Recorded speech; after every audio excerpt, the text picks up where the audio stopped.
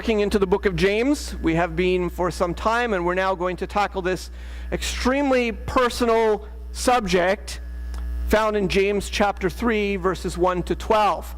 It's extraordinarily personal because it gets right down to who we really are. I just read this passage to you. We're going to read it again together, and of course we'll stop along the way and pull out what we need to point to. It's personal because it talks about the tongue.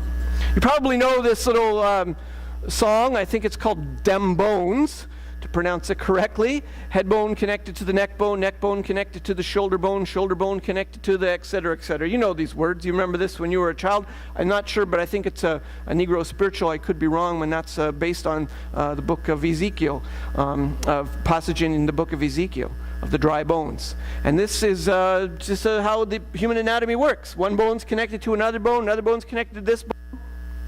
Well, I want to just point out that in the physical sense, that's the truth, but there's a spiritual connection that Jesus made, and it has nothing to do with bones. It has to do with the human tongue and the human heart. And somehow there is a connection between what the human heart believes and what the human heart is, and what the human tongue says. And he points this out on more than one occasion. Matthew chapter 12, for example, verses 33 to 36.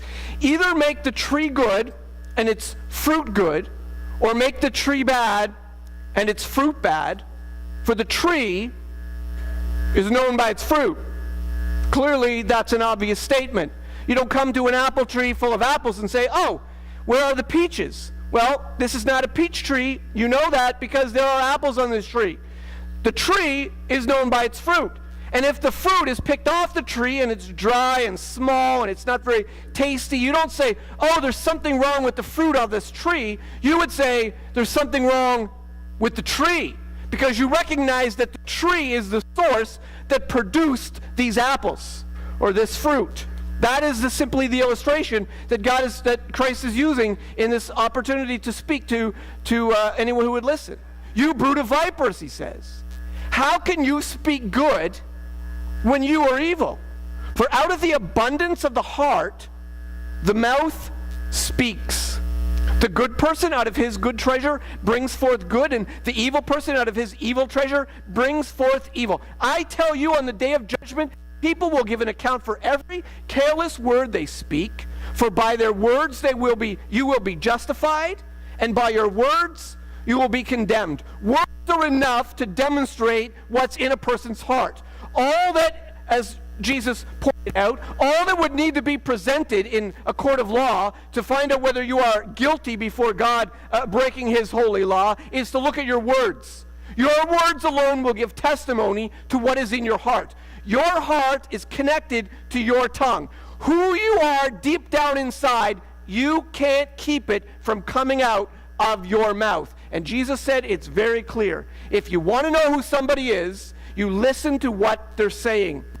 A good tree, will produce good fruit. And out of the abundance of a person's heart, here comes the fruit. And if you have goodness in your heart, and you have the love of Christ in your heart, out of your mouth will come good words. And by these words, they will prove that Christ is in your heart, and you will be justified. And in fact, you can put on pretense, you can put on airs, you can pretend you're a good tree, but in the truth, deep down inside, there is no nutritional value, spiritual nutritional value. And what fruit is produced? Foolishness, nastiness, bitterness, anger. Whatever comes out, by your words, you will be condemned. This connection is the connection that between the tongue and the heart is what James is dabbling with in these verses. And he is getting to a very thorny little problem for us in dealing with our own wagging tongues. Most of you know that struggle of saying something that you know you shouldn't have said. I can almost feel the words leaving your mouth. You wish you could see them floating through the air, snatch them, but it's too late. It's like an email that's gone. Once it's gone, there is no retrieving it. It happened. Sometimes it's without warning and without any understanding of why or where this comes from. It's just there. You have the ability, I have the ability to say the stupidest things. Why is that? Well, can I just say This is really not what James is concerned about. It's not those moments, those flash moments. Just try to understand what I'm saying here. This is not about those little bloopers that we all make because we're stupid by nature. Not everybody here. I'm talking about the people who didn't come to church today. Those little bloopers that you get up in the night and you found because you wanted to find a piece of furniture in the dark, and there it is, and now you're limping to the bathroom and you're muttering to yourself, and whatever comes out, and you're a little angry. This is not those moments. He's talking in these terms about the overall picture of your heart and your tongue. What you really are cannot ultimately be hidden. What you really are is ultimately going to be demonstrated in the big picture, not in a flashed moment. In the big picture, you cannot hide what's in your heart.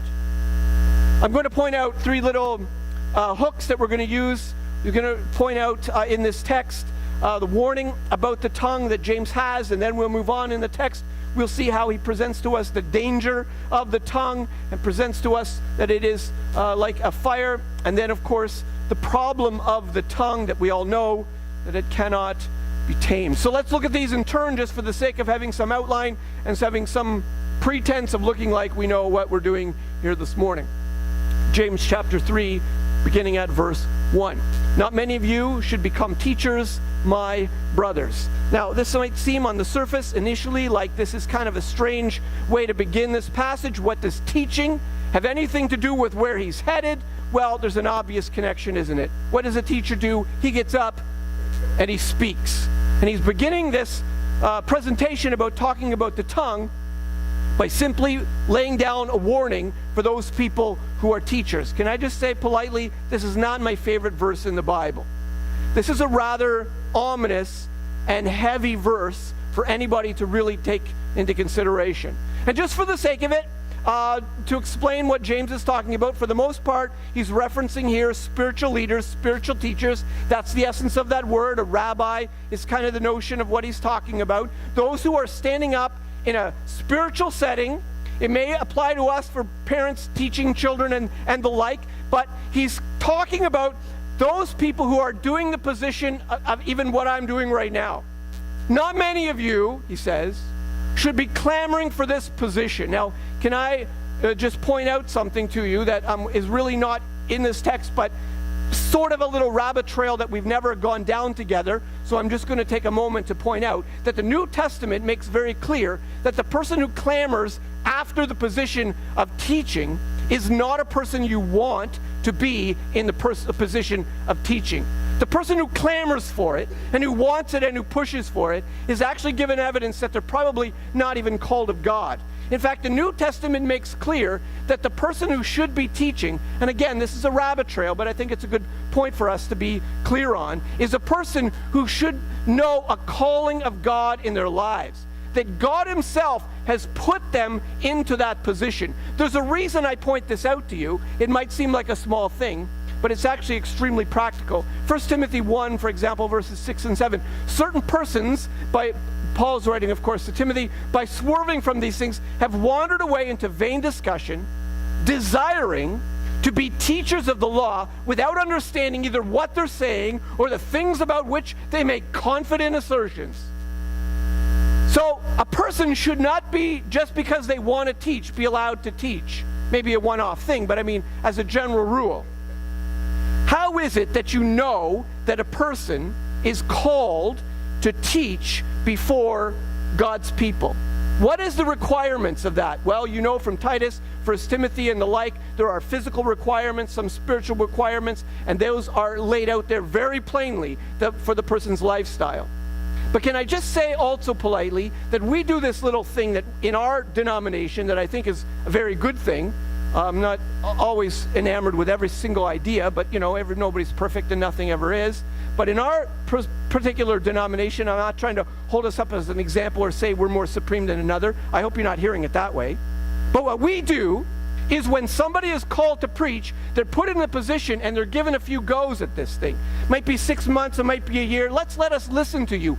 And God's people then decide if this person actually nays or yays in favor of God actually has his hand on this person's life. That they're actually listening to the voice of God. I've heard God speak when this guy opens the Word. I know more about the Bible when this guy opens the Word. I'm learning something I believe the congregation decides, and then they call what is called an ordination service. Boy, I'm going down this rabbit trail. I'm not sure why I did, but it's just, we've never talked about this. And they call an ordination service, and they then ordain that person. All I'm trying to say to you is this: a teacher is somebody who God ordains to the position of teaching. It is not about that person has achieved a certain degree, they've gone to a certain level of education, they've had certain courses, that men have articulated upon them some measure of position, and therefore, because I say you can do it, and you've got the degree and denominational things, and it becomes a very human thing. And some churches, all they're concerned about is, do you have your credentials? Have you passed your test? Did you stand before whatever council, blah, blah, blah. And that's all fine and good. But at the end of the day, if God has not called the person to the position of teaching, then all that ever happens is a human work. All that ever happens is one person trying to motivate other people to be good. Let me try to help you be more moral. Let me tell you what you need to do. And I'm pushing and chiding and this heavy thing of trying to get hearts that can't be moved from one human heart to another heart, and nothing ever happens. Nothing ever moves. And we all just love the preacher because he says nice things, and oh, that was so funny, and we carry on. And it never dawns on some people that there's no spiritual work happening because God is not on the person who is speaking. Now, I'm not saying that to hold myself up, because this is an enormously weighty position that nobody in their right mind wants. Truth. In fact, this is what he goes on to say. For you know that we who teach will be judged with greater strictness. Why is that? Because if you're the teacher, you got to make sure you say the right thing, because you're affecting generations, potentially. You got to make sure, and this is to a group of people who are often at times illiterate, who didn't have answers. They would go to the rabbi. What the rabbi said is what they would do. And the rabbis who were crooked were leading people crooked. And this is what Jesus rebuked them for. And in his teaching, he said, beware of the scribes who like to walk around in long robes and like greetings in the marketplaces, and have the best seats in the synagogues, and honor of places at feasts, who devour widows' houses, and for a pretense make long prayers. They will receive the greater condemnation. On the one hand, they like all this pomp and circumstance and who they are, and I love this position. People think I'm important, and they invite me out to dinner and blah, blah, blah, and they, oh, how are you doing? And everyone pays attention, and oh, I love the attention, and oh, I'm so great, and I'm in, oh, ha, ha, and that's all it becomes. But the truth of the matter, there's no compassion. As soon as a widow can't make her fees, can't pay her dues, that man who owns the property snatches it up and crushes that family. And what happened to compassion? What happened to mercy? What happened to the work of the Spirit of God in someone's heart? And for a pretense, long prayers, they will receive the greater condemnation. This is, in fact, a very heady and frightening verse for those who teach. I remember in high school one time, this is kind of an aside, but my high school geography teacher, we came to class, he was so animated. He's usually pretty kind of laid back and sort of boring. And this day, man, put your hand up, he would practically leap desks to get to you. Yes, can I help you? And he was answering questions, and what is the matter? What kind of drugs is this guy on? And we could not figure it out until it dawns on us, the principal had slipped in at the back of the room. And suddenly this guy, his teaching was being critiqued. And when you know you're being critiqued, it snaps everything into place. And that is exactly the position that every teacher is under before God. Starts this with a warning. You should be very careful how you use your tongue, because when you get up to teach, you are going to be held accountable for how you teach and what you say. By the way, I'm going to tell you this because I think it's funny. When I was first a parent and my kids began to grow, they started to learn to speak English. And of course, it dawned on me that they're speaking English because that's all I can speak. And they're learning it from me. So I got this, I was a child at the time, not fully, but, in my head. And not by my birth certificate, but, And I decided, what I think I should try and do is what happens if they're learning English from me, what happens if I speak with really bad English all the time? And every morning, my children would wake up from the time they were starting to put words together, and every morning I would say to them, "Did you had a good slept?" And I was waiting for the day when they started asking me, "Did you had a good slept?" It never happened. And I don't know what my point is, except to say that I was actually trying to teach them wrong, just as my own little social experiment, to see if my children would learn wrong grammar. It never happened, for whatever reasons and however it goes. And to this day, if any of us sleep over, guess what we say first thing in the morning to each other? "Did you had a good slept?" I don't know what my point is, except I told you it was a silly story that I want to tell you. You can teach wrong, but it was really just meant in fun. Anyways, I digress too much and I'm wasting my own time here. James chapter 3, verse 2. Carries on.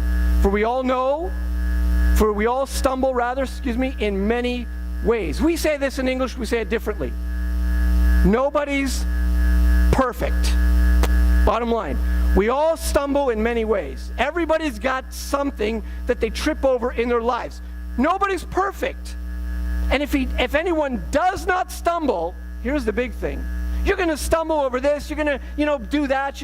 Nobody's perfect. Everybody's got things that they do wrong. Okay, but if anyone does not stumble in what he says, wow, he is a perfect man. Why? He is also able to bridle all of his passions, his whole body. It is evidence if you can bridle your tongue, and he uses the word bridle, which she's about to get into with talking about a horse equipment, but that whole bridling of tying it up and binding it up, if you can control it, you are perfect. Now, this isn't saying that somebody is perfect in a moral sense. This is a mature state. This is a state of being in a position whereby you are able to control yourself. And he is saying, he's not calling that this is a state that we can get to necessarily, but it's an evidence of who you really are. And I believe we should aim for this and certainly push for this and believe for this and try to be perfect in what we say, because what we say gives evidence of who we really are. And if we can bridle our tongue, it gives evidence that really there is something else that controls our hearts.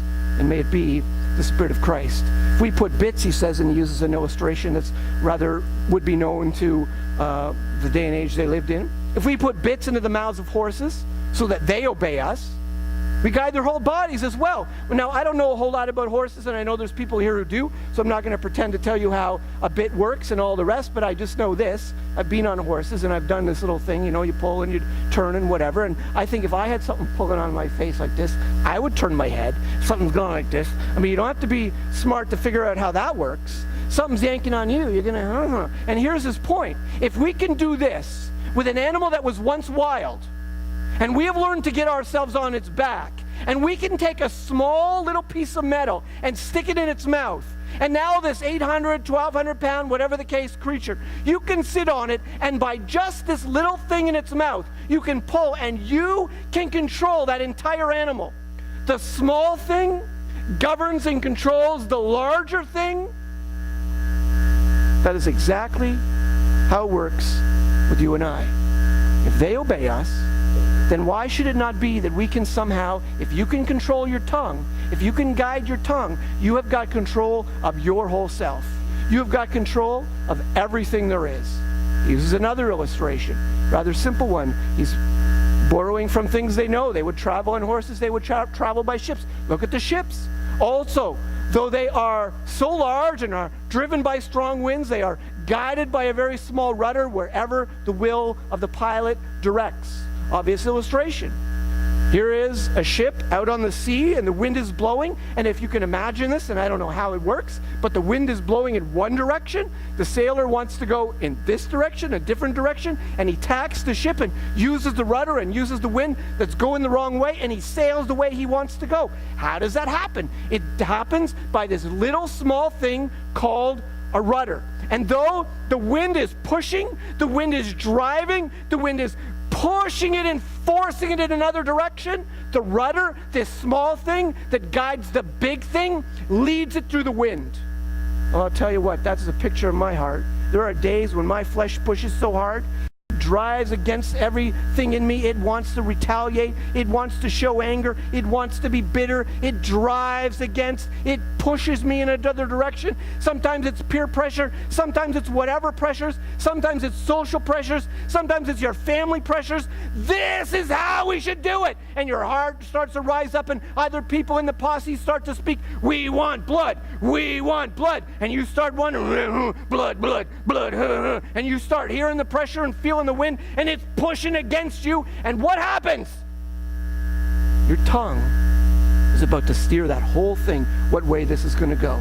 Your tongue is about to decide, you're right, or we do not seek vengeance. Love your enemies. Your tongue is about to decide what way this whole ship steers, this whole thing goes. Your tongue steers the entire ship. You. So there is a warning about the tongue. There's a warning to be careful, because this tongue guides who we are. If you're a teacher, you're going to be judged by it. If you're not a teacher, you're still it guides you, it directs you, it leads you. Watch out for your tongue. And then he tells us that there's a danger about this tongue. It's so clear what he says. How great a forest is set ablaze by such a small fire. Forest fires don't happen all just one time. They always start small. I don't know what happened out in Alberta just recently, but I do know that in Barrier, British Columbia, I don't know if you remember this, if your memory goes back that far, to August 2003, but the entire valley and the town of Barrier, British Columbia, disappeared because one man threw a cigarette on the ground. And that one man tried to stomp it out, tried to help, tried to deal with it, started to spread. He grabbed his coat, started to fan it, it was spread, and before he could get to his car, he had a problem. This man actually ended up being so distraught, so agonized over what had happened. People lost their homes, people lost their jobs, millions and millions of dollars worth of property destroyed, and he started it. The reason I know a little bit about the backstory and how he felt and what he did was because actually this man came to Christ because he was so guilt-ridden over what had happened that he sought solace in a church. I actually spoke at his church, the church that he attended, and that's how I heard this little backstory. And I'm not sure what my point is in that, except just to say that's the story that came to my mind when I read this little passage. How great a forest is set ablaze by such a small little thing. It always starts with a small little thing. And you can just say a word, you can just speak your mind, and in that moment, guess what you just might have started? Guess what spark you just ignited in somebody else's heart? Guess how you have just given your children permission now to tell a lie for the rest of their lives because they saw you just fudge over a little thing and make some small thing come out of your mouth. They know what happened, and you have just taught them the wrong way. You've started a forest fire. Who knows where that's going to go? Because you have decided to do the wrong thing. It's a dangerous thing. Everybody knows this. It's a frightful thing.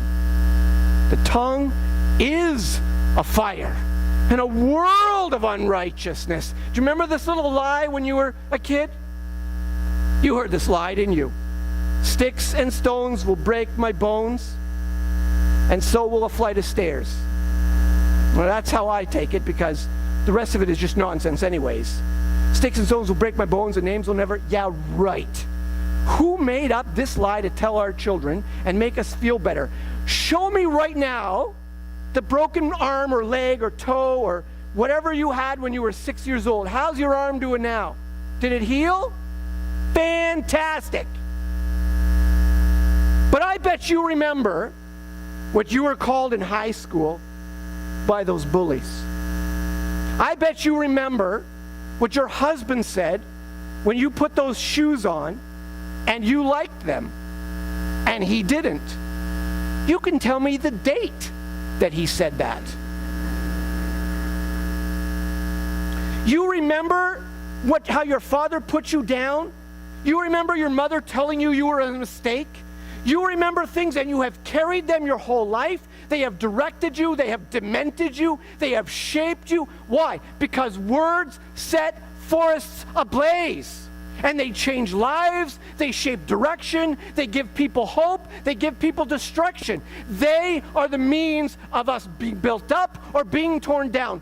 Words are dangerous things. This is all his point.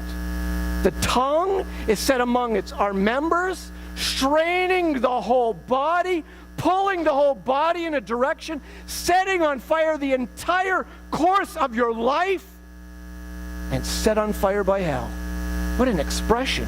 This is actually a very difficult verse to translate, and different translations have different means of putting it, but what he's saying is very clear. That this is the means by which our lives are directed. Words shape who we are. And this is the warning. This is the danger. This is the problem that we all have within our mouths, to recognize that there are all kinds of words that we can choose. There is a myriad of adjectives that you can add to that word, words. Critical words, sharp words, biting words, deceptive words, nagging words, belittling words, harsh words, nitpicking words, on it goes. What kind of words do we choose to use in these moments, he's asking. Be careful of how you use your tongue, because it can set the entire thing ablaze. He wants us to feel the weight of the importance of guarding our mouths. And he's getting to a very interesting point. We've seen the warning about the tongue. We've seen the danger of what it can do and the destruction of it. And now he points simply out the problem of the tongue. The problem is rather simple. James 3 verse 7, every creature and beast and bird, of reptile and sea creature can be tamed and has been tamed by mankind. When he says every, he doesn't mean every single thing on the earth. But goodness sakes, you know and I know, if you've ever been to the circus, you've seen just about everything tamed that can be tamed. Lions, tigers, bears, cobras, thank you. I was waiting for that. There's got to be, no end to it. We had a woman at the church that I last was at.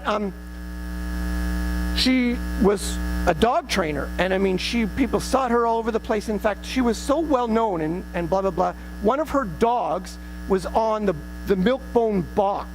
It was her dog that was photographed and put on blah, blah, blah. It doesn't even matter. But this woman used to bring her dogs into the church because no one ever worried about a dog when it was one of her dogs.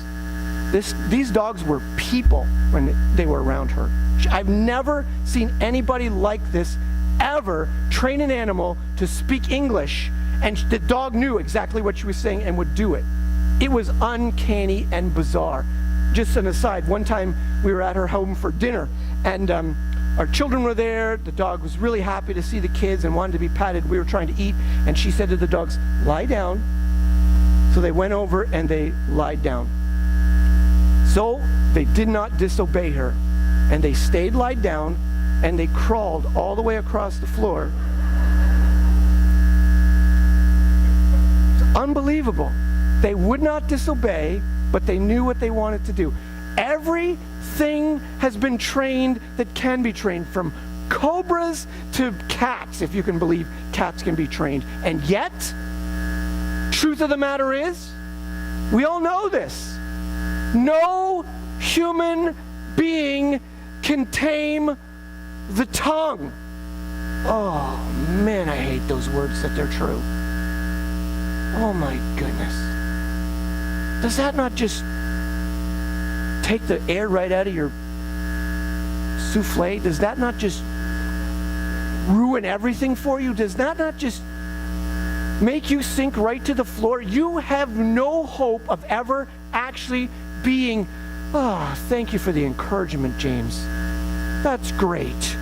It is a restless never-ending, continual, chiding, pushing, kicking against the goads, evil, full of deadly poison. Awesome. Thank you for that, James. I'm so encouraged by your words. Thank you. Let's close in prayer. Honestly, who wants to hear the truth like that? No human being can tame the tongue. It is a restless evil. It is looking and lurking and always trying to better itself, always trying to up somebody else, always walking into the moment and finding the way to chide somebody. Oh, my wife or whatever the case, my child, whatever, we're going to be late. Oh, rather than ask and help along and say something nice, we decide the best way to help them, because this makes perfect sense to my flesh, they need to be criticized. What, are you stupid? Can't you find your shoes? Do you not know how to put them on? And somehow this is going to motivate them. It makes perfect sense in my hasty mind when I'm racing out the door. I think that's a good choice of words, because my tongue is restless and full of deadly poison. And somehow it makes sense at the moment that somebody cuts you off in traffic, that you yell at your windshield and you make sure you let everybody in the car know what that guy ahead of you is like, because you just about had your day ruined. And I'll tell you what, if you can't up somebody else in a story, then you're trying to wait for the moment to get your word in and talk about yourself, because that's really the most important subject. Your tongue loves to talk and make yourself known. It is, and my tongue as well, it is a deadly poison. It is restless. It is full of all kinds of venom. You are waiting for that gossip. You are waiting for that piece of slander. You are waiting for the right moment because that guy's wronged you to say something about him behind his back. You are waiting for it because your tongue loves it so.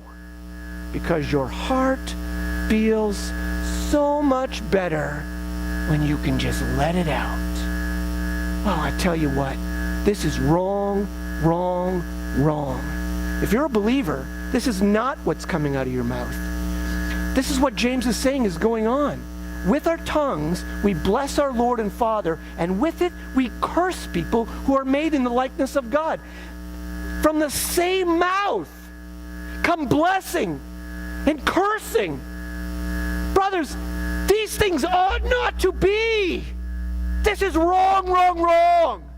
If your heart, your well, your spirit is full of Christ, who's rescued you from sin, who's come in and saved you from yourself, who's delivered you from your flesh, then what in the world are you allowing your tongue to waggle like this for? Why are you picking up as much gossip as you can? Why are you slandering people? Why are you talking about them like that? Why are you doing that? Why are you putting people down? Why do you call people stupid? Do you not know what you're doing? Do you not know that this doesn't make sense? It is incongruous with who you are. You are speaking from the well within you.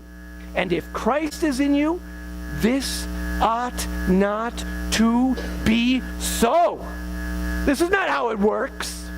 This is not evidence that Christ is in you. This is not how this goes down. Your tongue is to be governed by the Christ who reigns in you. Is that what's happening? He asks this rhetorical question, verse 11. Does a spring pour forth from the same opening both fresh and salt water? Of course it doesn't.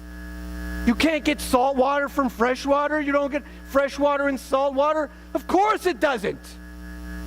Rhetorical question number 2. Can a fig tree, my brothers, bear olives? Clearly no. Can a grapevine produce figs?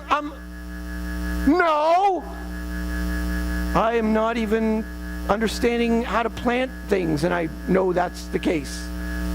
You don't go to apple trees to get oranges. You don't go to fig trees and find grapes. It just doesn't happen.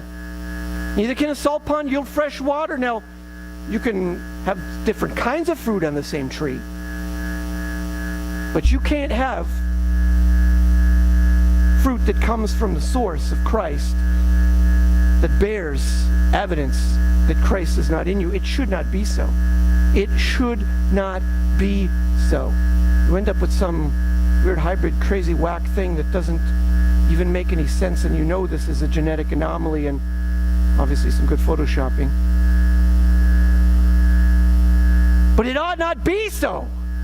Do you understand what he's saying? This is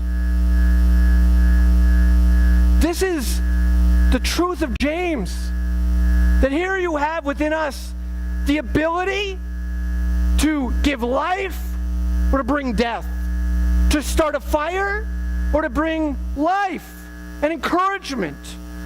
Brothers and sisters, he's just giving us a word of warning. For those of us who are teachers, you're going to be judged by your words. For those of you who are not teachers, understand there's a problem with your tongue. It guides everything about your life. It governs everything that you're going to do. And it has the ability to start a war. It has the ability to bring peace. It has the ability to continue that war. I don't know if you know the Hatfields and the McCoys. You know those people? They're Americans, so why would you? They were from West Virginia and Kentucky, Valley in the middle, 1800s. They hated each other, both clans. You know the drill. They were shooting and killing. They were tying each other to trees and giving each other, like, one shot would kill you. But no, they gave them 50 just to make a point. And I mean, they were cruel and mean. And then they'd go on the other family. Do you know how this started? Words. Started with a pig that got stolen. The judge didn't put the case in their favor. You stole it. No, I didn't. Yes, you did. No, I didn't. Words. Now, we're a fairly peaceable church, but I'm asking that the Spirit of God would search your heart today and guard your tongue. If you've been slandering, backbiting, some bitterness in your heart that you feel justified to talk about somebody else, if you feel you're absolutely right to be mean and belittle your children or your wife or your husband or whatever the case and how stupid they are and whatever, you are wrong. This is not right behavior. This is not the well from which Christ has put within you. These things ought not to be so. Because this is not how the tongue works when it is governed by the Spirit of Christ. And by the way, just an aside, but if your tongue gives evidence that Christ is never in your heart, then in fact that's exactly what you need, is Christ to be in your heart. Can we just pray? Father, we would just ask that in the simplicity of what we said this morning, that somehow you would correct and rebuke and direct us afresh deeper into the word of truth, to guard our tongues, to guard our lives, to have you govern our lives. And Father, that as we gather around the table this morning, that it would be a time of refreshment, a time of us confessing our sins and knowing a fresh empowerment of the Spirit of God to have control of us in every way. We pray in Jesus' name. Amen. This is the first Sunday of the month, and as our routine, we often gather around the Lord.